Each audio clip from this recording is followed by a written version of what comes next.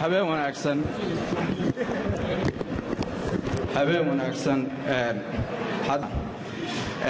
waxaa sharaf weynii ah inaad ka soo qayb gashaan caawa xafladan dhaqan ee reer Copenhagen iyo reer Sweden ay ku soo dhaweynayaan magaaladan Copenhagen ugaas Maxamed ugaas Axmed ugaas Faarax ugaas Cabdulle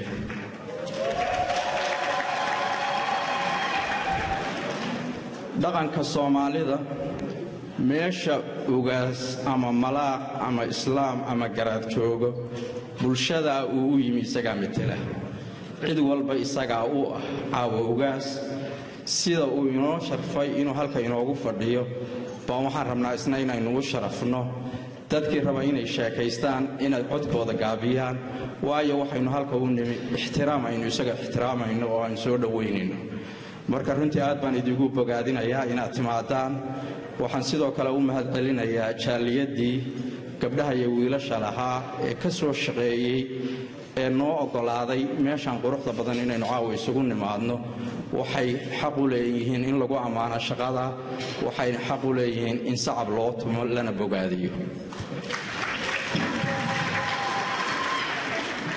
waqtiga inagu xidhiidha caawa waxaan layga codsaday inaan xidhiidhiyo waa arrin dhaqan qof kasta waqti go'an buu leeyahay inuu hadlo waqtigaana kantaroolaya Soomaalida hadal looma qaybiyaa la yiri haddaad hadal u qaybisid sii deyn maayaan marka waxaan codsanayaa martiduna inay dul qaadato oo waqtiga ilaaliyaan dadweynahana waxaan ka codsanayaa inay dhageystaan maadaama aynu dad muslimiin nahay sida caadiga ahayd waxaan doonayaa inaan aayadaha quraanka aynu ku furro waxaan nasiib u yeeshay sheekh al-magaala ay caawa martiino ah sheekh Abyad oo aayadaha quraanka inoo akhriyo doona bismillaahir rahmaanir rahiim alxamdulillaahi rabbil aalamiin thumma salaatu wassalaam ala rasuulihil amiin wa ala aalihi wa sahbihi ajmaciin ba'da a'uudu billahi as-samii'il 'aliim minash shaytaanir rajiim bismillaahir rahmaanir rahiim wal 'asri innal insaana lafii khusrin illa alladhiina aamanuu wa 'amilus saalihaati wa tawaasaw bil haqqi wa tawaasaw bis sabr وسلامنا فدغا iyo ugaaskaba ugaas Maxamed soo dhaweynayna insha Allah mar labaad hadana soo dhawow waxay ila tahay waxay soo fiirina kelmadda bacdiga ma raacsanaya insha Allah walaalayaal quraanku akhrin kaliya ma quraanku waa ku amal fal iyo ku dhaqan dadka halkan fadhiya waxaan u maleynayaa qof iga waqti yar kuma jiro saadirteed kuma dheeraanay insha Allah markuu wada xus dardaarmayna Ilaahay cabsidiisa waxaan isu dardaarmaynaa salaada iyo diinta ku adkaysigeeda gaar ahaan gabdhaha muslimaadka waxaan u dardaarmaynaa xishoodka asturnaanta alla ka cabsiga yaanu si gaar ugu dardaarmaynaa maxaa yeelay sida nabigeenu sheegay calayhi salaatu wasalaam aadanaha Ilaahay abuuray janno iyo naar loo abuuray haweenku xagga naarta u badan yihiin waa kelmad xanuun badan weeye waxa laga badbaadayaa waa cabsida Ilaahay aad badisaan xishoodka oo lagu dadaalo asturnaanta oo lagu dadaalo arrinka weeye arrinka laga badbaadayaa ugaasku waa sax waa dhaqan inaga diinteena islaamkuna wayna amartay dadka waaweyn in la ixtiraamo nabigeenu calayhi salaatu wasalaam dadkii laga soo dhex saaray qabaa'il bay ahaayeen sidan oo kale isma u leh isagoo sidaa loo fadhiyo oo nin oday dhaqan fadhiyo afwan iyadoo la fadhiyo baa nin oday dhaqan yimid markaasaa nabigu calayhi salaatu wasalaam quumu ilaa sayidikum war odaygiina istaaga aan ixtiraam tixgelin la tixgelinayo qofka caynkaas oo kale waa dardaarmaya in dhaqanka la tixgeliyo dadka mujtamaca agtiisa qiimaha ku leh culimadu kamid yihiin oday dhaqameedadu kamid yihiin madaxda wanaagsan ay kamid yihiin dadka da'da ay kamid yihiin dadka waxtarka ay kamid yihiin la tixgeliyo aad iyo aad baan u bogaadinayaa dardaarmayaana waxaan ku gabagabeynayaa intaan ugaasku inoo iman dadkuna sidan u soo badan waxaan dadka ka codsaday shahaadka inoo jira mitirada aynu iibsanay inaynu hawshiisa lama laabno oo qof kasta reer Copenhagen kamid yihiin liistadaas uu ku qornaado ugaaskana waan rajaynayaa kelmadda inuu noo yidhaahdo haddii alla ka dhiga insha allahu in reer Copenhagen masaajidkooda iibsadaan innagaa ku filan haddaynu daacad noqonno waana laga yaabaa masaajidkaasi markuu iibsado laystada dadkii lacagtiisa baxsaday in la soo dhejin doono wax suurtagalow sadaqadoodana waxba yeeli mayso qofowna khayrkan ha ka hadhin waajibkii ku saarnaana ha ka hadhin cidnana ha ku hadlaynin ugaaska ilaahay noo barakeeyo Soomaali oo dhan mid isku duuba ilaahay ka dhigo qoyska uu sida gaarka ugaaska ugu yahayna mid isku duuba Allah ka dhigo dadku marka unugtaada hoose aad wax u qabato ayaa takorana wax u qaban karaysaa waxaan leenahay ugaaska barakow beesha ugaaska u yahayna ilaahay subhanahu azza wa jalla ha isku duubo kuwa dantooda garta ilaahay ka dhigo kuwa Soomaalinimada islaamnimadaba ka shaqeeya Allah ka dhigo kuwa mujtamaca ka muuqda ilaahay subhanahu azza wa jalla ka dhigo ilaahay barakeeyo waa qoys taariikh la weeye inagu wax ma akhrino inta badan Soomaalidu faanfaanta ka marka la joogana waxa lagu dhisaa gabayo iyo tarrug laakiin taariikhaha qoran bay kamid yihiin dad taariikh cariiq la weeye ilaahay subhanahu wa ta'ala barakeeyo jazakumullahu khayr assalamu alaykum wa rahmatullah ay rasiyo sheekha waxaan rabaa hadalka waan idiga baxayaa inaan iskiin baro dadka sharafta leh ee halka fadhiya haddaan geeska ugu fog ka bilaabo waa nin wadaagaya idinku siyaasad iyo hawlo iyo aad ku ogeedeen hadda wuxuu u dallacay malaaq waa Cabdiqaadir Maxamed Gacal waxaa Cabdiqaadir ku xiga sheekh magaalada Sheekh Abiyad waxaa ku xiga Jaamaca Wildirir waxaa ku xiga Suldaan Liibaan Suldaan Axmed Nuur Suldaan Cali Guuleed waxaa ku xiga Mahad Kilwe waxaa ku xiga ugaaskii sharafta lahaa ee aan martida u ahayn waxaa fadhiya saaxiibkay adeerkay aqoonyahankii odaygii magaalada Axmed Ducaale oo aad idinku wajigiisa taqaaniin Suldaan Rooble ayaa isna dhinaciisa fadhiya Xasan Xaaji Barre Xasan Aar ayaa isna ku xiga injineer iyo xildhibaan Maxamed Ismaaciil Bulaale ayaa ku xiga iyo Cabdikariin Ciise oo qofka iigu dhow aniga ah marka waxaan idin kala baxayaa idinka iyo martida waxaan ku soo dhaweynayaa Mahad Kilwe oo isna dhowr eray qaadanaya intaanan mahad siin hadalka waxaan u mahad celinayaa sawir qaadayaasha Xuseen iyo Maxamed waxaan leeyahay aad baad u mahadsantihiin sidaad idinkuna uga soo qayb gasheen sidoo kale DJ Xeef iyo Axmed Tuula iyaguna xagga sugaya waxaan u maleynayaa iyagu saacadaha dambe ayaa dib loo dhigay waxa weeye qoladii marka awoodi ku jirto iyo iyaga isku haraya laakiin Mahad Kilwe ayaa mikrofoonka siinaya waxa hadda ka dambeeya oo isaga kiin baxay السلام عليكم ورحمة الله وبركاته بسم الله الرحمن الرحيم الحمد لله رب العالمين ثم الصلاة والسلام على أشرف المرسلين وصلى الله على سيدنا محمد دمان ما هذه الله باسكله في كسر هرنا تذكر بالآدم كهو أبورتي أيا إلا ما هذه عيتاي هل كان عاوي waxaan uga mahad celinayaa ugaaska guud ee reesade ugaas Maxamed ugaas Axmed ugaas Faarax oo sida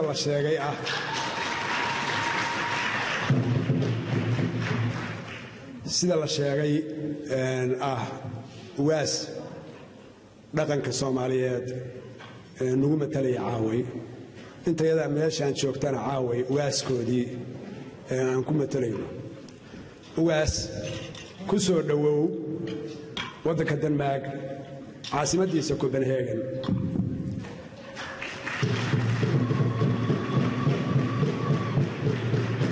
ku soo dhawow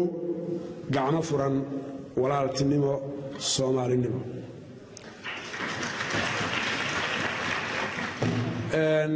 inta kadib waxaan u mahad celinayaa dadka walaalaha ah ee meelo fogfog ka yimid ee u yimid juhdi badan geliyay inay qayb ka noqdaan inay nala soo dhaweeyaan ugaas Maxamed ugaas Axmed waad ku mahadsantihiin imaatinkiina iyo soo dhowaynta intaba aad iyo aad ayaad ugu mahadsantihiin. run ahaantii waxaan mar labaad u mahad celinayaa sidii horeyna loo sheegay xubnihii labada guddi ka koobnaa ee jaaliyadda Somali Development Network ee Copenhagen ka jirta oo ka shaqeeyay kulankan iyo xafladan quruxda badan inay noo fidiyaan annaguna inaanu ku soo dhaweyno Ugaas Maxamed Ugaas Axmed noo sahlay aad iyo aad baan ugu mahad celinayaa. guddiyadaas waxay ahaayeen laba guddi agaasinka guud ee habmaamuuska soo dhowaynta ugaaska oo oday u ahaa Dr. Axmed Faarax Ducaale, oday uu u ahaa Suldaan Maxamed Aadan Rooble, aan ka xumahay caaqil Cali Sadexle oo asaguna caaway aan ogahay inuu xanuunsan yahay laakiin raggii ka soo shaqeeyay xafladan saldhigana uu ahaa. ilaahay caafiyaan leeyahay caaqilka. waxaan kaloo mahad celinayaa Dr. Caalamiin Cumar Diiriye iyo Cabdi Carab cilmi nuunow. odayaashaas waxay ahaayeen agaasinkii guud ee habmaamuuska ugaaska, way ku mahadsan yihiin shaqadii ay qabteen. waxaan kaloo mahad celinayaa guddigii agaasinka xafladda iyo aanu caawa halkan fadhino ee fulinta oo hogaaminayo Mahad Cumar Axmed Caanageel, uu hogaaminayo Mawlid Maxamed Borre, oo hogaaminayo Xuseen Xasan Muuse Tarey. waa soo hawlo badan ku jira haddana noo fududaynaya inuu sawirro qurux badan ee kulanka uu caawa ka diyaariyo. gabdhaha ayaguna qayb ka ahaa fulinta agaasinka xafladda Saciido Xaashi, Maryam Maxamed, Fartuun Cusmaan, Xabiiba Sheekh, Baarliin Xarambaa, Najma Tarey iyo macallimadayada Deeqa Sulaymaan.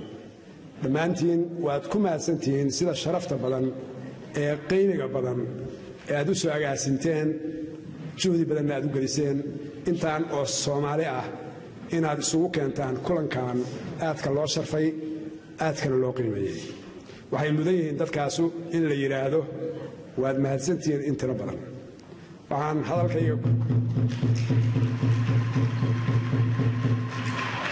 waxaan hadalkayga ku soo ururinayaa waxaanu ka cudurdaaranaynaa daahii yaraa iyo dadaalkii badnaa ee aad soo dheerayseen, wakhtigii lagu ballamayna aad timaadeen. waan ka cudurdaaranaynaa. raalli ka ahaadaannu idin leenahay dhammaantiin. sidaa sharafta leh waad noo sugteen baanan keentay inaannu idin dhiraanno raalligelin waafi ah naga guddooma. kelmadda aan ku leeyahay kulanka caawa waxay ahayd inaan idinku soo dhoweeyo xafladda, idinkagana mahadceliyo waxgaradkii iyo labeentii magaalada caasimadda Copenhagen. baan kelmado badan yeelan doona. waxaa kaloo marti noo ah odayaal ka yimid caasimadda saddexaad ee dalka Odense, maadaama aysan jaanis u helin ugaaska inay ku soo dhoweeyaan magaalada Odense, ayaguna juhdi soo geliyey inay caaway halkan matalaadii ay lahaayeen inay kelmad ku yeeshaan. ayagana waxaanu leenahay soo dhowaada. aad baad u mahadsantihiin mar labaad iyo mar saddexaadba. mahadsanidin ka soo qaybgalka. asalaamu calaykum waraxmatullaahi wabarakaatuh. السلام عليكم ورحمة الله وبركاته. السلام عليكم. أنا وحبا بان كوها دلكن minority لانجاب سيدي كنتن سنو أيام كوها لانجاب هلكن سيدا درادت دور غفا أصحابه أو لانجابها عاونا لتشوف الشركان oo gibil cadda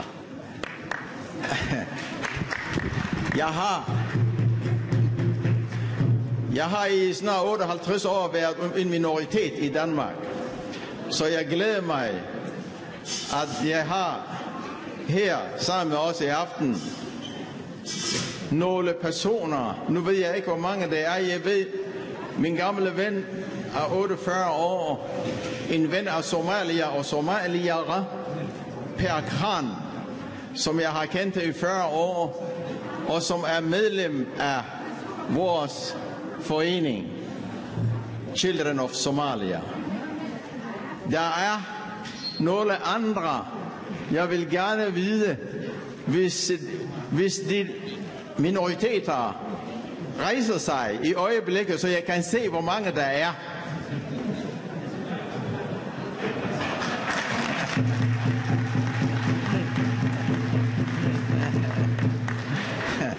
Det er dejligt at føle sig flertallet for en gangs skyld.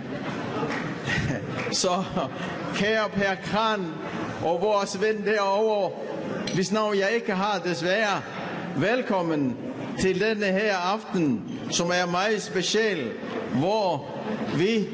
holder denne fest for vores allesammens konge, Paramount Chief, Ugas, you name it, we got it.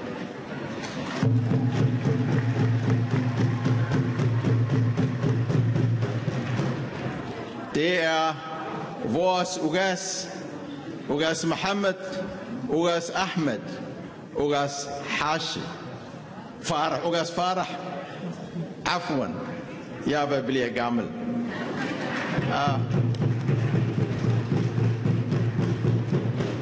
Og nu går jeg over til flertallets sprog, så jeg vil sige velkommen blandt os. I er meget velkomne. Jeg havde håbet på, at der ville komme flere minoriteter i aften, men de tror det ikke. Men vi bider ikke, og vi skal nok være ordentlige, ved jeg.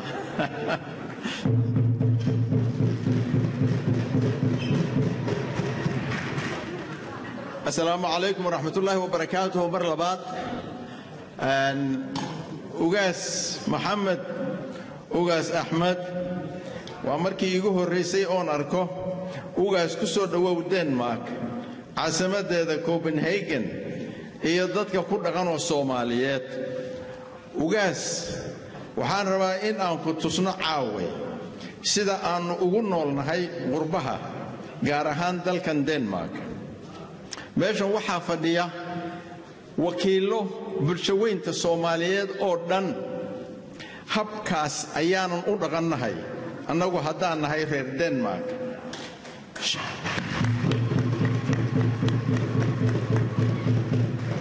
xafladaha uma kala harno, aroosyada uma kala harno, dhimashada iyo duugidda uma kala harno. waxaanu nahay dad Soomaaliyeed oo qabaa'ilka Soomaalida oo dhan ka kooban. dad baa markay maqlaan qabiil naxa oo moodo waxan inay tahay qabiilku ma xuma, hadduu sharaf leeyahayna sharafta Soomaali baa u yeeshay. sharaf baanu ku leenahay. Soomaali oo dhan caawa halkan way ku idishahay, ayaga oo kugu sharfaya oo kugu soo dhaweynaya si jamaca Soomaalinimo magaalada Copenhagen. mar labaad waxaan ku leeyahay uga soo dhawow.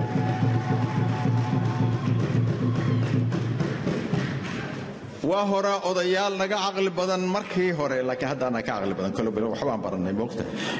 waagii hore ayaa waxa dhihi jiray odayaal wax kasta oo wixii hore ah, wax kasta oo gaboobay waxa la yiraahaa waxa hadda jira way ka fiican yihiin. bal rag baa yira hadda ka hor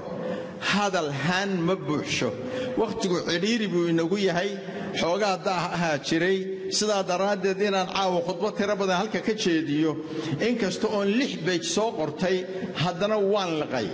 oo akhriyi maayo kulligood. waxaan leeyahay martida sharafka leh ee la socotay ugaaska ee magaalooyinka fog ka soo raacay, kuwa nooga yimid magaalooyinka kaleeto, kooxda nooga timid ilaa Sweden oo maanta caawa halka nala joogta. adinkana sharaf baad leedihiin, waan soo dhaweynaynaa. welcome yaa idin leenahay adinkana.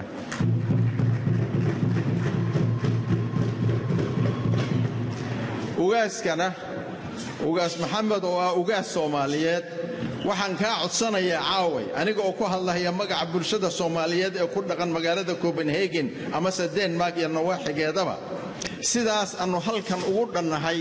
dalkii markaad ku noqoto ugaas waxaan kaa codsanaynaa inaad Soomaali sidaa u xiriiriso adiga iyo ugaasyada kaleeto iyo malaaqyada kaleeto iyo suldaanada kaleeto iyo garaadaduba inaad dadkii Soomaaliyeed sidaa aanu isu jecelnahay u wada fadhina caaway sidaa oo kaleetaan idinka codsanaynaa wassalaamu calaykum waraxmatullaahi wabarakaatuh السلام عليكم ورحمة الله وبركاته إلهي سبحانه وتعالى بأسماء الحسنى وصفات العلى وحن ويدي سنة إن إلهي سبحانه وتعالى حفلة يسود وإنت وقاس محمد وقاس فارح وقاس أحمد وقاس فارح إن إلهي سبحانه وتعالى مداية ومدى الصوماليات يكون مدودة إلهي نكرقه إننا رسالة ونكسن ونوغتغو بإذن الله الكريم أنو وغاسكا waxaan u malaynayaa deegaanka laga soo doorto ayaan ka wada nimido waxaan rajaynayaa si gooniya inaan ula dardaarmo oo ay tahay ugaas goboladii dhexe ama meesha la yiraahdo dawlad goboleedka galmudug waxa ku soo noqnoqday shaqaqo aad iyo aad u tiro badan oo aad u dhib badan oo dadkeedii iyo maaragtay ay kala dhammaan laayihiin marka sidaa la ajligeed waxaan aad kuula dardaarmayaa nin walbaaba meel baa xanuunaysa aniga meesha ay xanuunaysaa waxay tahay dadkaygii oo daacad isu ah isku dulqaata daris wanaag ku wada noolaada barwaaqada ay haystaanna ilaahay uu tuso oo ay colaadda iyo dhibaatada meelaha ka jiraahay ilaahay subxaanahu wa tacaala iyo amni ugu bedelo arrintaas maan maaragtay kollayba aniga iigu daran inaad ugaas aad ka shaqayso oo aan kaala shaqeeyo oo aan ka wada shaqayno haddii allah awoodini masaabaxo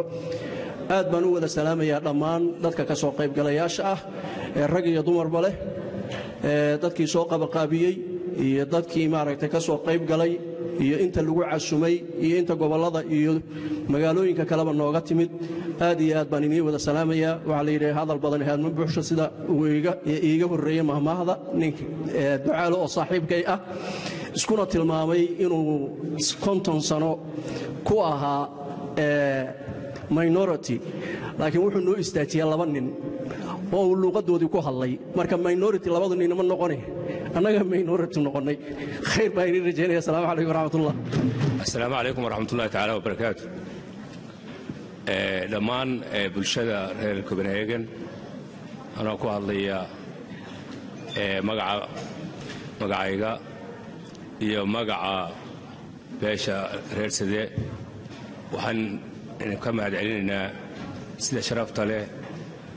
oo aad maartay xafladda nogala soo qayb gasheen iyo soo dhaweynta ugaaska waxaan leeyahay ugaas waxaa halkaaga hortaada fadhiya bulshadii Soomaaliyeed oo aan kala maqnayn oo halkan ku wada nool sidii wadankii uu ahaana u wada nool oo dad walaalaa way ku soo dhaweynayaan waxay ku leeyihiin ku soo dhawow Copenhagen iyo dadka Soomaaliyeed oo walaalaa halkan degan halkan waxaan hortaa ugu soo dhaweynay boqor Burhaan boqor Muuse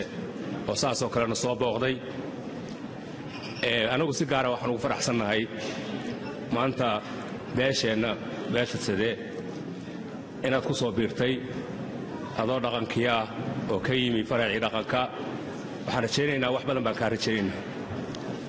waxaan si gaar ah kugu bogaadinayaa safarkaagii aad ku tagtay Puntland dadku aad buu ku farxay waan soo dhaweeyeen hawlihii nabadaynta meesha u tagtay iyo sidaa dadka isugu soo jiidayna waxay mid aan ku faraxsanayn oo aan ku leenahay hore u soco dadka walaalaha oo dhan oo Soomaaliyeed meel kasta ay joogaan waxaan rajaynahay in maaragtay la isu soo jiido dadku waa wada walaal waxba naga khaldamay ma la kala maqna meel kasta waa la wada joogaa waxaa laga yaabaa markaad Puntland tagtay inaad ku soo aragtay bulsho badan oo mareexaan oo maamulka iyo deegaanka iyo codka iyo talada wax ku leh oo ku nool dadkoodii dad badan baan aqoon in meeshu ay tahay meeshii saldhigga ahayd oo odayaashii ku wada aasan yihiin oo aw samee urmidig hawrar samee kulli halkaas ku aasan yihiin garowe aw barkhadla ku aasan dadkii waa deegaankii dadkuna waa sidii baa loo wada joogaa aad baan maaragtay arrintaas ugu faraxnay hawlahaasna inaad sii wado baan rajaynaynaa tan dadkeennii gedo iyo jubbooyinka ugaas waxaan ku leenahay soo dhowow gacmo furan ku soo dhowow bulshada halkaan timina waxaan leeyahay waa mahadsantihiin sida wanaagsan oo aad nagala soo qayb gasheen khaas ahaan culimmada iyo gabdhaha iyo ragga iyo kulli waa inii mahad celinaynaa waxaan in rajaynaynaa khayr iyo barwaaqo assalaamu calaykum waan salaamayaa ugu horrayn ugaaska martida noo ah ugaas maxamed ugaas axmed ugaas faarax iyo dhammaan dadka ka soo qayb galay xafladdan miiqaamkeedu aad u sarreeyo culummo iyo siyaasi iyo haween aan loo kala hadhin intaa markaan ka gudbo waxaan aad ugu faraxsanahay inaan caawa ka qayb galo xafladdan lagu soo dhowaynayo ugaas maxamed ugaas axmed oo runtii ah nin dhallinyaro ah oo muujiyey firfircooni iyo dadaal waxaan odhan karaa wuxuu jebiyey derbiyo runtii adkaa oo xuduuddo aan laga tallaabi jirin ayuu ka tallaabay sidaan la soconno wuxuu safar ku kala bixiyey puntland iyo ssc khaatume state meeshii ugu xoogga loogu soo dhoweeyey ee shacabkeedu u kacay halka ka qabaqaabinaynay waxay ahayd magaalada laascaanood runtii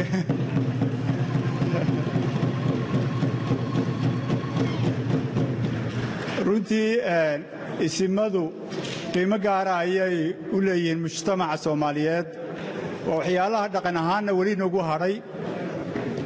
oo ah in ixtiraam ay leeyihiin waxaad ogtihiin in denmark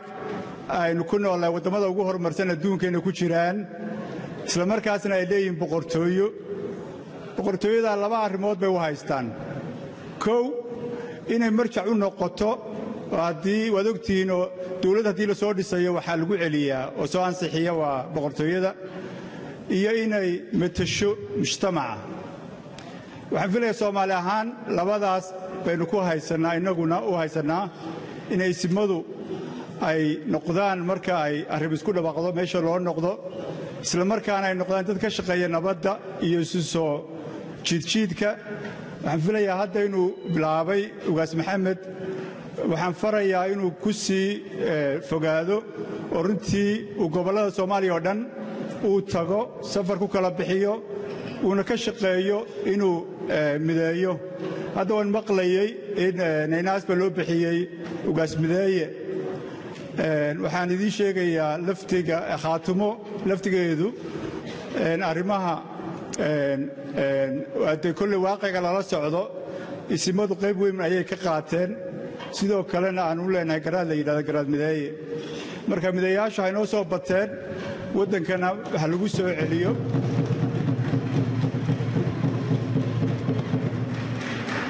intaa markaan ka gudbo waxaan rabaa inaan ka hadlo arrimo runtii xasaasi ah oo u baahan soomaalidu meel kasta isugu yimaadeen inay isweyddiiyaan taasoo ah in waddankii soomaaliya lagu soo la soo hajuumay cadub soo hajuumay iyo damaca guracan ee etoobiya ay la timid runtii soomaaliya weerar baa lagu yahay muddo badanna waa dayacnayd haddana waxay u baahan tahay wax ka qabasho runtii laba nin ayaan maqlayaa ama saad ogtiin ku soo duulay nin waa ninka la yidhaahdo abiy axmed oo raba dhul iyo badba inuu qaato midna waa ninka la yidhaahdo laftinaga miya oo isaga raba inuu dadka isna qaato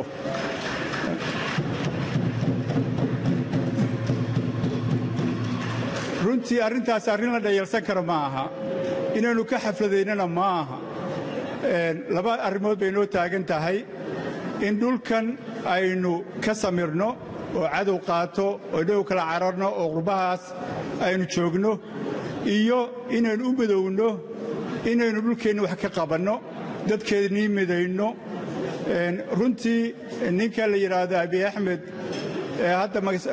maskax falluuqa qaba waa la qaqaban la'yaaba hadda wuxuu leeyahay dhulkan iyo baddan anaaba iskale waa ku duulayaa innagana soomaali ahaan siyaasad baaba la isleeyaha lagu xalliyo waxaan filayaa nin dhulkaagii iyo dadkaagii raba inuusan siyaasad kugu daynayn waynu ognahay soomaalida hore ugu maamaadin inaan shantaada kaa reebin sharci kaama reebo marka waxaan qabaa in laga taxadaro arrintaas loo midoobo abiy axmed wuxuu haweystay bad ku taalla 200 iyo dheeraad kilomitir u jirta xuduudda soomaaliya wuxuu haweystay inuu dhulkeennii hore aynu haysannay uu soo dhaafo warqadahan la saxeexayo iyo saxeexan hadda la sheegayey runtii waan uga mahad celinayaa dowladda federaalku inay maxaa lahayey kansashay laakiin waxaan ognahay in saxeexa laysku xado waddankanaa joogno denmark kolobiyana waa maqlayaa waxaa jirta sheekooyin la sheego aan kor maxaa laha loo sheegin baddan nord seaga markii lixdeemeedii waxaa la ogaaday in batrool ku jiro ama dadka teknolojigu markaas waxaa la gaadhay xeer lagu soo saaro batroolka badda laga soo saaro kabacdina waddamada wada leh nord seaga oo norway iyo denmark iyo sharmalka ingiriiska waxay isku dayeen inay qaybsadaan badda waxaa la sheegaa in wasiirkii arrimaha dibadda ee berigaas lixdameeyada horraanteedii hayey inuu tegey oo la shiray wasiirka arrimaha dibadda norway kabacdina ninkaas khamri la siiyey uuna u saxeexay dhulkii badnaa ee batrool ku jiray marka horta innagu hadda etoobiya wixii loo saxeexaba wax ka shaqaynaya ma aha waayo xuduuddeennu dee badba ma ahayno dhulkii kale aynu isku haysannaa laakiin siyaasiyiinta soomaalida ayaa soo runtii arrintan maxaa lahay dhaliil ku leh cid kastaba ahaato isagoo bad haysta oo eritreya baddeedii haysta intuu soo tuuray ayuu wuxuu rabaa inuu weerar ku soo qaado soomaaliya marka arrintaa ha laga feejignaado runtii hadda waxaa socda ifafaalo fiican ayaa socota dadku ay midnimo ay arkeen inay tafaraaruq aysan waxba ku helin laakiin midnimo waxaan rajaynayaa etoobiyadaa hadda runtii maxaa la dhacaysa oo kala furfurmaysa in markaa jaaniska aan la sugin ee laga faa'iidaysto oo la raadiyo shantii soomaaliya aad iyo aad baad mahadsantihiin asalaamu calaykum waraxmat ullaahi wabarakaatu alxamdu lilah rabbi alcaalamiin mahadoo dhammi ilaahay bay u sugnaatay ka bacdi waxaan u mahadnaqayaa suldaan maxamed suldaan axmed suldaan faarax oo aynu dartii caawa halkan u fadhino isuguna keenay madashan waxaan ku xigsiinayaa dhallinyaradii gabdho iyo wiilal hooyo iyo aabbeba lahaa ee soo qabanqaabiya xafladda quruxda badan leh ee isugu keenay intaasoo qof oo deggan copenhagen odense norway swiden iyo goobo kale oo maaragtay ka baxsan magaalada copenhagen mahaddaa ka bacdi waxaan ilaahay ka rajaynayaa amaan ka baryayaaba suldaan ugaaska inuu ilaahay u fududeeyo hawsha waa hawl culus wakhtigan lagu jiro ama sannadkan maanta la joogo waddanka gudihiisii ha noqoto ama halkan dibaddaba ha noqotee nin xil qaaday oo weliba suldaan dhaqameed oo weliba madax dhaqameeda hawshiisay leedahay waa la ogyahay madax dhaqameedyadu ma laha xuduud oo ma laha qabiil oo ma laha goob laga celiyo goobtay tegi waayaan waa goobaan sharafi ool weeye madax dhaqameedku goob kasta meel kasta oo soomaali joogto way u furan tahay wuuna tegi karaa ninkii iska hortaagana dee isagunbaa maaragtay dhibaato keensaday taa markaan taa kaga gudbo aan idhaahdo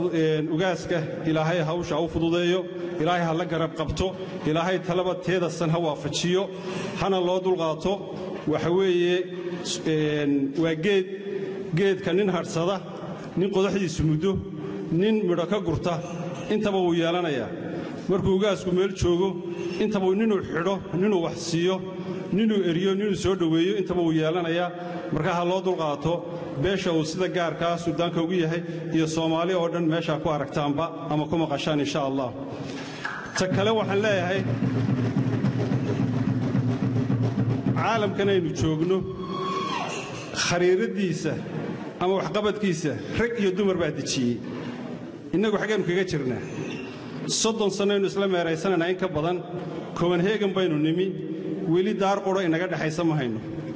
meel aynu leenahay halkaas Soomaali leedahay ma jirto kulubaynu haysanaa magacyo iyo ku furan ururo laakiin meel aynu wada leeyahay waxbaynu wada yeelan kara weyn bal haddaba qof walba ismiisaan waxaad eegtaa adduunkan maxaad ku soo kordhisaa ma culays baad la joogtaa mise waxbaad ku soo kordhisaa at least ma 100 koronaad bixin weydaad ku soo kordhin weydi waxbaad ku soo kordhin kartaa hays hakran hoosna haysu dhigin meel fog wax ka eeg halla tartamin walaalkaaga isku magaca tihiin isku qoomiyada tihiin isku Soomaalida tihiin la tartan qoomiyada kale ee kula degan wadanka markaad adigu wax qabsato baad meel kale ka hadli kartaa wadankii waxba uma qaban karno dhibaato waxaan ahayn ma tarayno wadankii innaga haddaynu wax qabsanno isku duubnaano markaasaynu wadankii iyo magaalo kale iyo cid kale wax tari karnaa Minnesota magaalada la yiraahdo 1993kii Sheekh Cabdiraxmaan Sheekh Cumar baa tagay wuxuu ku tagay meesha hal masaajid kama furnayn 22kii December halka noogu yimi maalinta uu tagay ilaa maanta noo yimi 44 state ba waxay ka fureen 23 masjid ilhaan waa kuwa Congress-ka geeyay waxay tale aan laga weydiin gobolkaasi kama go'do Soomaalida marka billahi calaykum awoodda wanu leenahay haynoo muuqato inagu yaan isku jeedin aynu wada isu jeedino isu geeyno awoodda oo meel ku jahayno teen aynu ka bilowno walaa odan saan waxba tari karin walaa ohus walaa Soomaaliya hadalkeed badaa markaa waxaan ku baraarujinayaa masjid tawxiid oo ogtihiin leedinka sheekayn maayo 35 sannadood inuu meel kiraa ku jiray in meel iibsaday iminka 3 dabaqa insha Allah inay ugu filaan doonto anigu kama fikiro in la iibin doono ee waxaan ka fikiraa tolow qofka maanta nooli berrito ma noolaanaya oo lacagtii uu la jiifay ee hagbada ku jiray ama guriga ku dhisay ma calfan doona intaanay % kugu noqon ama leed kugu noqon iminka iska sii bix waxaan kala ku fikiraa dhismahaasi intuu ku fadhiyo inta la duuyo laga dhiso meel weyn oo Soomaali leedahay aniga hankayga solkaas u maraya ee kama warwar qabo in masaajidka iyo goobta la iibinayo marka waxaan aad idinku boorinayaa inaynu inagu hoos isu eegno wax wada qabsano isku duubnaano markaasaynu iska dhicin karnaa wixii kale ee ka baxsan magaaladeena ama dhexdeennaba maalin kasta sharci iyo hooyo maartay ciyaalkii la dhibaataysan aabbe luqadii la dhibaataysan waraaqo loo turjumayo waxaasoo dhan bayna soo mara meel aynu ku daryeelno iyo meel aynu kaga hadalnaa ma jirto waxaan kelmadeeda ku soo gabagabeynayaa tix yar oo aan meel ka soo qoray rag hadduu is-afdhaafo aayatiinna wadaago afkaa la ysku gartaaye is-afwaajiya maaha isu soo ura maaha adigoo hebel diidan eryo reer hebel maaha isu weersada maaha dhammaan jaaliyadda sharafta leh ee reer Copenhagen ee halkan fadhida waxaan kaga mahad celinaynaa imaatinkiina aad soo xaadirteen kulanka qiimaha leh oo lagu soo dhaweynayo walaalkeen ugaas Maxamed ugaas Axmed ugaas Faarax oo sida aan wada ogsoonahay ah ugaaska beesha sade ee qiimaha ay sharafka weyn bulshada Soomaaliyeed ku leh waa ugaas dhalinyaro ah sida aragtaan muuqaalkiisa waa ugaas qurba joog ah oo annagu kala sii ahaa laakiin hadeertaan u taagan dhaqanka Soomaaliyeed inuu wax badan ku soo kordhiyo aan wax badan ka sugayno inuu qaban karo ugaas waxaad ku soo dhawaataa jaaliyadda Copenhagen oo ah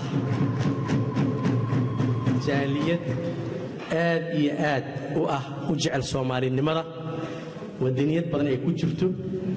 dadka Soomaaliyeed aad u jecel waxaan xasuustaa inaan halkan ku soo dhoweynay dad fara badan oo milki iyo maamuus ku leh bulshada Soomaaliyeed ha ahaadeen siyaasiyiin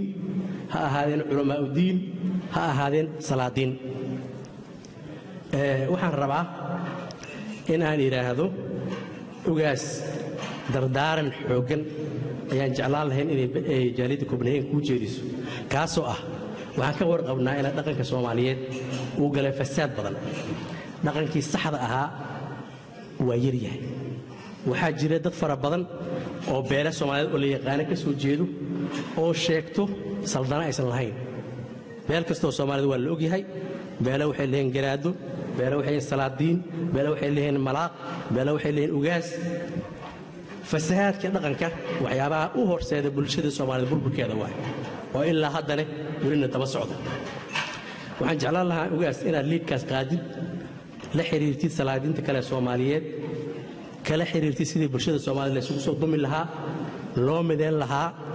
aragti midaysan oo Soomaalinimo ku dhisan leh oo wadanka dib loogu soo celiyo nashaadkiisii Soomaalinimadiisii qarannimadiisii inaan laga qaadid ayaan jeclaan lahaa jaaliyadda Soomaaliyeed haddii aan nahay waxaan rabaa inaan ku soo gabagabeeyo inta aan gabagabeyn ka hor waxaan rabi lahaa inaan sidoo kale ku soo dhaweeyo halkan walaashay Anfac Xaashi Goodir oo ah xildhibaanad ka tirsan magaalada Oslo ee dalka Norway oo aan wax badan soo wada shaqaynay oo halka igu marti qaaday hadda ka hor marka walaalayaal waxaan rabaa inaan ku soo gabagabeeyo hoostana ka xariiqo haddii aan nahay jaaliyadda Soomaaliyeed inaan diyaar u nahay inaan garabkiisa istaagno ugaaska dardaarankeena markuu qaadana aan daba soconno oo dhaana ugaas xagee wax ku marayaan maxaad nooga baahan tahay oo tasiilaada diyaar ayaan la nahay ugaas markii ugu dambaysana waxaan ku dhilaa ugaas ku soo dhawow sidoo kale jaaliyaddan Copenhagen jaaliyad ku jecel jaaliyad Soomaaliyeed jecel jaaliyad aad iyo aad ugu hamuun qabto qaranka Soomaaliyeed oo leh quwadiisii iyo awoodiisii inay arkaan وهذا السلام كلجين السلام عليكم ورحمة الله وبركاته. هذه يوم هالسنتين حفلة قروح البدن جالية الساقة مقابسنا أمهات علنا يا إن كجاي مع ذي ما تمل فب ورينور ويردن أنا مثلا هذا أفرح سنة هاي يعني وإن لسه دوينا وجاس كنا بداية وما قعصب وقل منا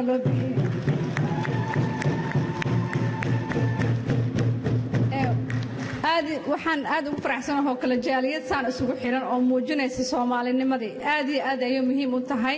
dad isku xiran oo walaalo inaan noqono wax badan ma rabaan inaan halkan ka sheego waxaan rabaa inaan dhowr qodob ka hadlo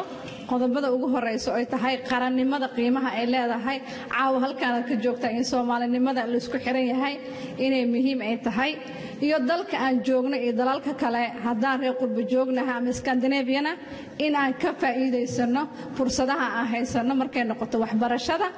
iyo in bulshada aan la noolnahay aan dhex galno sidaan u caawino dadkeena iyo mid kale oo ah dadka waxbartay inay ayaga naftirkooda dadkooda dib ugu soo noqdaan oo ay caawiyaan oo soo dhex galaan aysan ahaanin un markay dadku u baahdaan inay u imaadaan laakiin sidooda kale ugu dhex jiraan waxaan kale oo rabaa inaan ka hadlo oo caawa muhiim ah maadaama ugaaskeena uu joogo waxyaalaha muhiimka ay tahay dhaqanka waxyaalo badan ayuu leeyahay laakiin haddaan qurbo joognahay waxaan dareemayaa in xoogaa afkii Soomaaliga uu sii burburayo maadaama dad badan caawa ay joogaan meelo badanna laga daawanayo waxaan codsan lahaa in afkii Soomaaliyeed la xoojiyo oo caruurta dalalkan ku dhalanayo waa muhiim waa mustaqbalkii wadanka in la baro haddaan la barin haddii inteennana sii duqowno wadankii waxaa waaye waa la yeelanayaa marka insha Allah luqadda af Soomaaligan insha Allah in la xoojiyaan rajaynaya iyo dalalkan aan joogno iyo in dalkii naftirkiisa walaal haday hadla wuxuu yiri dalkii la xasuusto laakiin aniga waxaan leeyahay intana hal la xasuusto dalkiina hal la xasuusto in dib loogu noqdo waxaan rajaynayaa oo kale arrimaha hadda gada ka socdo oo aad iyo aad ku xanuun badan iyo gobollo kale inay jaaliyadan iyo inta kale oo daawanaysan ay ka qayb qaadan doonaan iyo dadkii sida loo caawin lahaa aad iyo aad ayaa u mahadsantihiin Copenhagen waxaan leenahay soo dhawow mar koowaad iyo mar labaad aad iyo aad baan ugu faraxsannahay inaan caawa kula kulanno oo ku soo dhaweyno niqaamkan sare reer Copenhagen iyo reer Denmark maaragtay qaarkoodba ay maaragtay ku idil yihiin Copenhagen magaca Soomaaliyeed waa lagu idil yahay halkaas ma sha Allah waadna ka dareemi kartaa sawaxanka iyo sida loo fadhiyo iyo haybadda waxaasna waa jacayl iyo bogaadin iyo soo dhaweyn adiga lagu qabo waxaan u mahad celinayaa reer jaaliyadda Copenhagen masjidkayga tawxiid sheekul beledkeena gudoomiyaheena inteena kale culimadeena caamadeena hooyooyinka in alla inta martay sharafta caawa maartay farxadana la qaybsatay aad iyo aad baan maartay idin bogaadinayna ma sha Allah waligay ma soo istaagin sida halkaan oo kale rag iyo dumar inay caawinta isku yimaadaan ama mikrofon qaato waa koow laba maaha waxaasna waa farxadda ugaaska ma sha Allah tabarakallah ma sha Allah ugaaskeena ma sha Allah ugaaskeena ma ahan ugaas kaliya waa sheekh ما شاء الله آدي آدمان ومارتي فرنتي سوانا سوقارتي وقبقادلينا سيدا كلا سو علي إنو مارتي خلوة الضمر كأيه إنو كردير علي ويا والشيخ ونبضان وأوغاس وننداير ما شاء الله تبارك الله إلهي هبركيو أوغاس كينا وانين أمريكانا وانين مارتي قربة شوقة وانين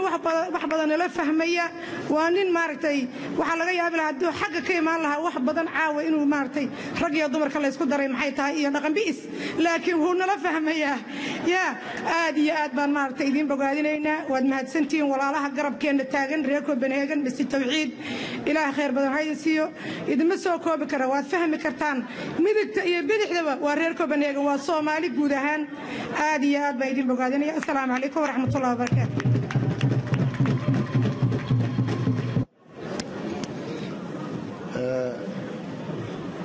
ugaaska ugaas maxamed ugaas axmed ugaas faarax ugaas cabdulle iyo ismada kale oo halka fadhiya sheekul beledka dhammaan marti sharafta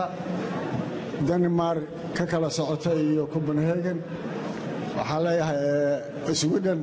dhammaantiin walaalayaal habeen wanaagsan السلام عليكم ورحمة الله وبركاته سلام كدب وياس آد بان وفرح سنهي إن آد نوغوتي مادو دال كان دنمارك وصوب بوقتو دادك ولاalaha oo halkan ku nool mudada dheer anagu waxaan ka midnahay war magacooda iyo salaantooda caawa ku sidaa bulshada ku nool Soomaaliyeed magaalada la yiraahdo Odense ee dalka Denmark oo rag iyo dumar bale oo kala duwan ayagoo aad ula socday shirkii aad ku timid oo lagu qabtay magaalada Aws hase yeeshee aad halkan u soo gudubtay duruufaha iska jira awgeed oo aad u jeclaayeen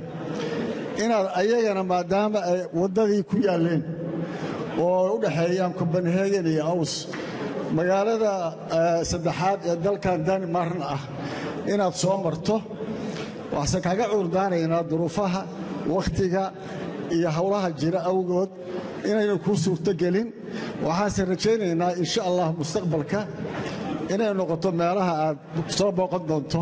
diyaarna ay ku leeyihiin soo dhaweyn diiran hadii Ilaahay idmo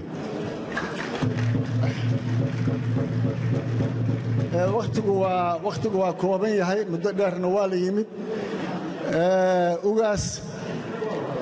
sida aad la socoto haddaan wax yar ka siiyo magaalada waxaa ku nool dad ilaa iyo 3,000 oo Soomaaliyeed ah oo qaybaha kala duwan ee bulshada ah shaqaale ay yihiin qaarkood dad waaweyn yihiin hooyooyin leh aqoon-yahan leh kuwa hadda jaamacadaha ku jira oo sanad walba ka soo baxa gabdho iyo wiilal leh ayay ka mid yihiin dad waxaa ku nool runtii ayadoo oo taasi ka siman tahay dalkan Denmark la yiraahdo sida warbixinta lagu siiyay inay yihiin dad isku duuban oo hadda aad ka arkaysid bulshadan oo dhan qaybaha kala duwanoo bulshada soomaaliyeed oo dhan ay ka kooban yihiin ayay ayaduna ka kooban yihiin weliba ay ka mid yihiin kuwa aad isugu duuban oo isugu xiran oo soomaalinimada iyo midnimada aad u ilaaliya taas waxaa kuugu daliila dadka magaaladaas ku nool waxay leeyihiin iska dhaafa waxyaabaha kaleeto oo taariikhiga ah oo ay dalka markii ay noqoto dhibaatooyin la soo gudboonaadaan ama daadad ama dhibaatooyinkan qaraxyada ah dalkeenna ka dhaca ama daadad ka dhacaan dadka u soo gurmada kuwa ugu horreeya ayay dalkan Denmark ay ka mid yihiin waxayna ka waxtar badan yihiin xaqiiqadii waayo aragnimaduna ay ogtahay madaxda Soomaaliyeed ay og yihiin markii dhibaato dhacdo dalkan Denmark dal yar baa lagu tilmaamaa iyo dadkiisaba laakiin markay dhibaato dhacdo dalal waaweyn oo sida Mareykanka Ingiriiska Australia dadka jooga ay aad nooga tiro badan yihiin ayaanu ka waxtar badan insha Allah adiguna waa arki doontaa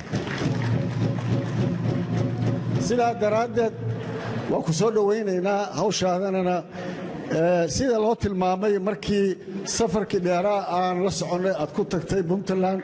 magacii ku baxay oo ahaa mideeye insha Allah waxaan rajaynaynaa Soomaali maanta midnimo u baahan tahay kii ilaahay Soomaaliya mideeye in ilaahay ka dhigo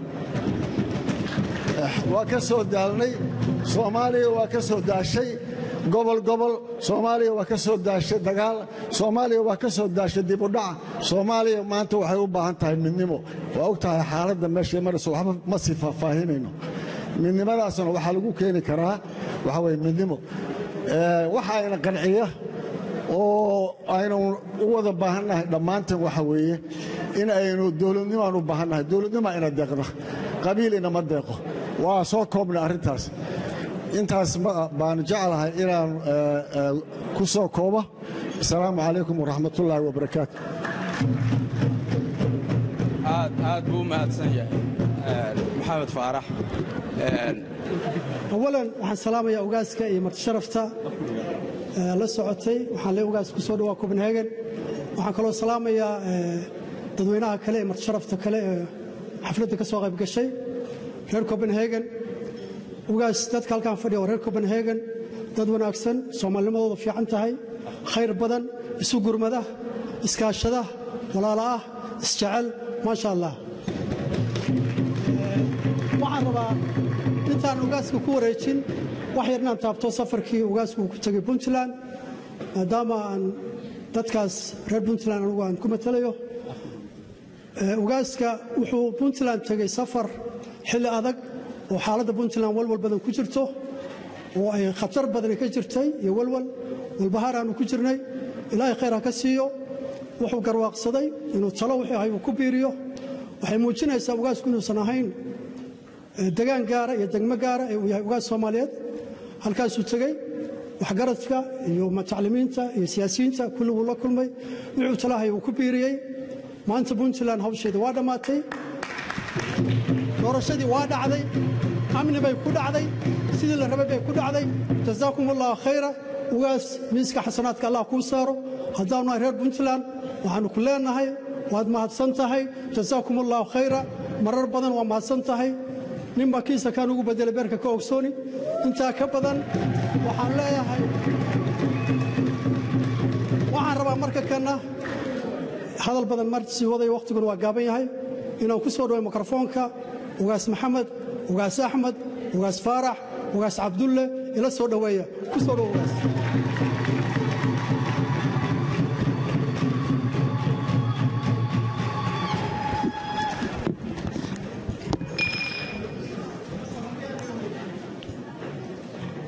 بسم الله الرحمن الرحيم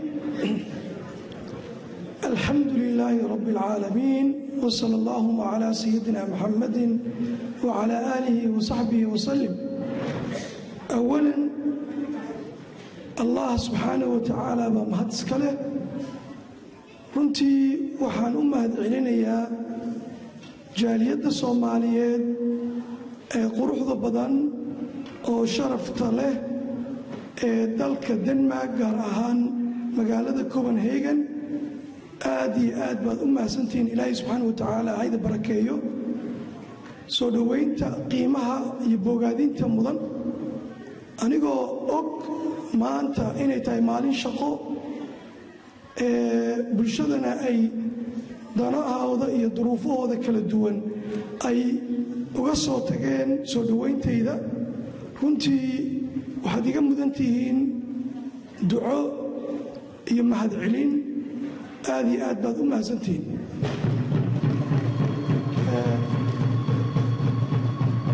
sidoo kale waxaan u mahadcelinayaa dadka ama bulshada oo martida nagu ah oo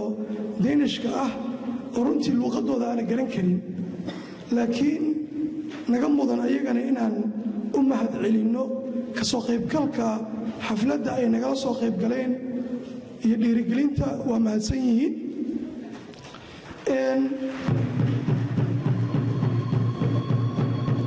waxaan rabaa inaan sidoo kale si gaara ugu mahadceliyo jaaliyadda reer Sade ee magaalada Copenhagen oo runtii ummadda Soomaaliyeed ka soo qaybgalkooda ay xafladan quruxda badan ay ka soo qaybgaleen fursadaas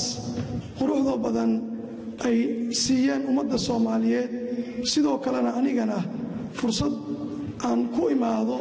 kuna hor istaago bulshada Soomaaliyeed sameeyay waa mahadsan yihiin jaaliyadaas oo uu hoggaanka u yahay gudoomiye Mahad Kilwa iyo sidoo kale garbihiisa waan u mahadcelinayaa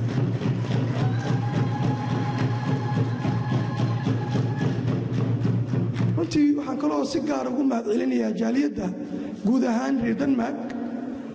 oo la xaqiijiyey ama la muujiyey oo la sheegay inay yihiin jaaliyadihii dalka markii burburka ku dhacay dadkii ugu waxtarka badnaa hadday tahay fatahaadihii dhacayay hadday tahay abaarihii hadday tahay dib u dhiskii Soomaaliya ay qaybta ugu weyn ay ka qayb qaateen waxaan leeyahay bogaadin iyo sharaf iyo mahadcelin baad mudantihiin aad iyo aad u mahadsantihiin ma rabo inaan hadalka ku dheeraado laba kelmadood oo runtii bogaadin ah iyo duco baan rabaa inaan ku soo gunaanado hadalkayga xaqiiqatan wadajirkiinna iyo fadhigiinna iyo midnimadiinna waa bogaadinayaa si Soomaalinimo leh oo jaaliyad Soomaaliyeed ah runtii waa bogaadinayaa laakiin waxaan idiin sheegayaa waxaad ogaataan dalka aad joogtaan ama Denmark ama Deenishka midka la yiraahdaba waxaad ogaataan idin yaqaanaan inaad tihiin Soomaali aysan idin aqoon inaad tihiin daarood hawiye iyo reer hebel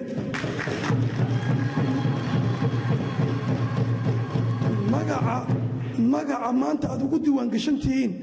dalalkan reer galbeedka waxaa weeye waa Soomaali waxaan aad iyo aad aan idinku bogaadinayaa ama idinkula dardaarmayaa inaad midnimadiinnii iyo sharafkiinnii iyo wadajirkiinnii sida ummadda kale ee dalalka kale ay gacmaha isku haystaan inaad isku qabsataan dalkiinana maanta dhibaatada 30 sano oo burburka uu soo maray inaad ka bixisaan oo samata bixisaanna waa idinkula dardaarmaya insha Allah tacaala waan dareensanahay runtii markaad dal qurba joog ah ama qurbaha aad joogtaan dhibaatada iyo caqabadda ay leedahay runtii waxaan leeyahay ilaahay subxaanahu wa tacaala waxaan idinkaga baryayaa dhibaatooyinka iyo caqabadaha dalalka ama sharta ilaahay gees inuu idinka mariyo ilaahay subxaanahu wa tacaala awlaadda iyo familada ilaahay subxaanahu wa tacaala idiin barakeeyo ummadda aad la degantihiinna khayrkooda ilaahay idin waafajiyo idinkana khayrkiinna waafajiyo dhibaatooyinka Soomaaliya ka jirana ilaahay subxaanahu wa tacaala ka dulqaado ummadeennana midnimo khayr qabto ilaahay subxaanahu wa tacaala siiyo aad iyo aad u mahadsantihiin runtii waa idiin mahadcelinayaa mar kale iyo mar labaad iyo mar saddexaad sharaf iyo karaamo iyo cizi baad agteeda ku leedihiin qalbigaygana insha Allah tacaala idima iloobi doono kulankaana insha Allah ma noqon doono kulankii u dambeeyay waan isku soo noqon doonaa aad iyo aad u mahadsantihiin assalaamu calaykum waraxmatullahi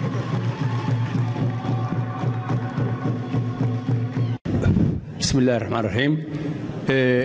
waxaan u malaynayaa caawa hadal badan uma istaagin halkan waa soo dhoweyn munaasabadeenna waxaan rabaa inaan soo dhoweeyo suldaan maxamed suldaan axmed ugaas maxamed ugaas axmed inaan soo dhoweyno ugaas marka ugu horraysa waxaa ku soo dhowaynaysa dhammaan inta hoolka fadhida warsooma inaan soo dhoweyno ugaaska sharaf weyn bay noo tahay inaan magaca intaasoo Soomaali ah aan kugu soo dhaweyno markaan hoos uga dhaadhaco waxaan rabaa inaan kugu soo dhaweeyo magaca kuumade oo aanu muxuu ahaay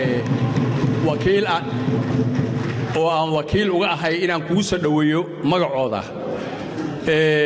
inta marka aan ka tago waxaan rabaa arrin yar waxa la yiraahdaa fariya meesha bugto way soo gihiin ama niba meesha bugto ay say bilbashaa waxaan u malaynayaa ugaaska waa nin yar aqoonyahan ah xilka uu sita kaliya ha fiirina waa nin aqoonyahana waxa weeye ugaas waxa la yiraahdaa waxaan charity-ga guriga ay ka bilaabataa waxaa muhiim ah aniga oo ku balqaadaya anoo oday inaan kula shaqeeyo waliba in Jubbaland gado kilka shanaad iyo ii sheeg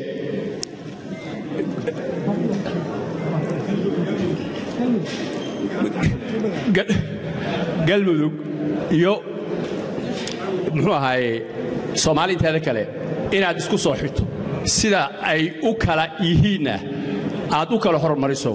waad garan kartaa ibka ka jira gado Jubbaland kilka shanaad waxa weeye hadii ummadda Soomaali aad u qaado muxuu ahaay qalabka oo aad hesho cid badan oo kula shaqeysa waxa weeye waanu guuleysanaynaa waxaan ka tagay Buntland ku dar hilmaan hadal kuma jiro macalish